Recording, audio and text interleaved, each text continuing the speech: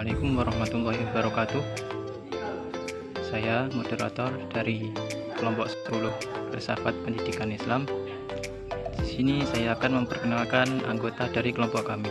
Yang pertama yaitu Karisma Alfiatus Sa'adah, yang kedua Asliha Arifatul Rasyidah, yang ketiga saya sendiri Muhammad Ainul Arifin, serta yang terakhir Maria Monica Margareta. Di sini kami akan mempresentasikan materi mengenai pemikiran filsafat pendidikan Islam menurut Ibnu Miskawayh. Untuk yang bertugas dipersilakan. Perkenalkan, nama saya Asliha Arifatul Rasyidah. Di sini saya akan menjelaskan mengenai biografi Ibnu Miskawayh. Ibnu Miskawayh memiliki nama lengkap yakni Abu Ali Ahmad Ibnu Muhammad Ibnu Yaqub Ibnu Miskawayh. Beliau lahir di kota Rai atau Iran pada tahun 320 Hijriah atau bertepatan dengan 932 Masehi, dan wafat di Ashfan pada tanggal 9 Safar tahun 421 Hijriah yang bertepatan dengan tanggal 16 Februari tahun 1030 Masehi. Ibnu Miskawayh belajar kepada gurunya yakni Abu Bakar Ahmad Ibnu Kamil Al-Qadi pada tahun 350 atau 960 Masehi tentang buku Thoreh At-Tabari. Selain itu, beliau juga belajar filsafat kepada Ibnu Al-Hammar yang merupakan salah satu seorang komentator terkenal mengenai filsafat Aristoteles. Ibnu Miskawayh merupakan seseorang yang tekun dalam melakukan percobaan-percobaan untuk mendapatkan ilmu-ilmu baru. Selain itu, beliau juga dipercaya oleh berbagai macam pejabat yang ada pada waktu itu untuk membimbing serta mengajari anak-anak pejabat itu, sehingga tidak menutup kemungkinan Ibnu Miskawayh dikenal sebagai pakar keilmuan oleh masyarakat kala itu. Sementara itu, jika berbicara mengenai filsafat Ibnu Miskawayh, beliau memiliki sumber filsafat etika Ibnu Miskawayh yang berasal dari filsafat Yunani, peradaban Persia, ajaran syariat Islam, dan pengalaman pribadi. Ibnu Miskawayh adalah seorang teoritas dalam hal akhlak. Artinya, ia telah mengupas filsafat akhlakiyah secara analisa pengetahuan. Ini tidaklah berarti bahwa Ibnu Miskawayh tidak berakhlak, hanya saja persoalannya ditinjau dari segi pengetahuan semata-mata. Saya Karisma Alfiatus Sa'adah, absen 14, akan menjelaskan mengenai karya-karya Ibnu Miskawayh.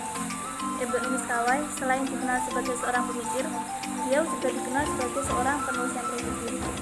Beliau menghasilkan banyak karya tulisan, namun hanya sebagian besar saja yang tulisannya masih ada sampai sekarang. Tulisan-tulisan beliau dipengaruhi oleh filsafat seperti filsafat Plato, Aristoteles, dan filsuf Yunani lainnya, serta kaum Neoplatonis. Dalam buku The History of the Muslim Philosophy ada beberapa karya tulisan Ibnu Miskawayh seperti Al-Faus Al-Akbar, Al-Faus Al-Ashror, Tajarif Al-Umam, Unis Al-Farid, Tartib As-Sa'adat, Al-Mustafa, Jawidan Hirot, Al-Jami, Al-Syiah, Tadid Al-Akhlaq, dan lain-lain. Nama saya Maria Monica Margareta, nomor absen 39. Saya akan menjelaskan mengenai pemikiran filosofis Ibnu Miskawayh tentang pendidikan. Sebagai seorang filosof akhlak, pemikiran Ibnu Miskawayh dalam pendidikan tidak bisa dilepaskan dari konsep tentang manusia dan akhlak.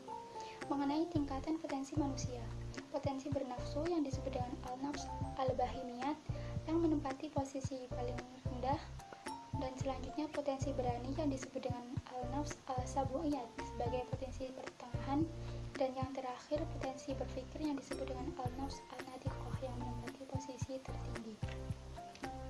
Oleh karena itu, Ibnu Miskawayh menyimpulkan bahwa manusia itu sebenarnya terdiri dari unsur jasad dan roh yang saling terhubung dan saling mempengaruhi. Selanjutnya tentang akhlak. Adapun pemikiran Ibnu Miskawayh tentang konsep pendidikan akhlak adalah sebagai berikut. Tujuan pendidikan akhlak.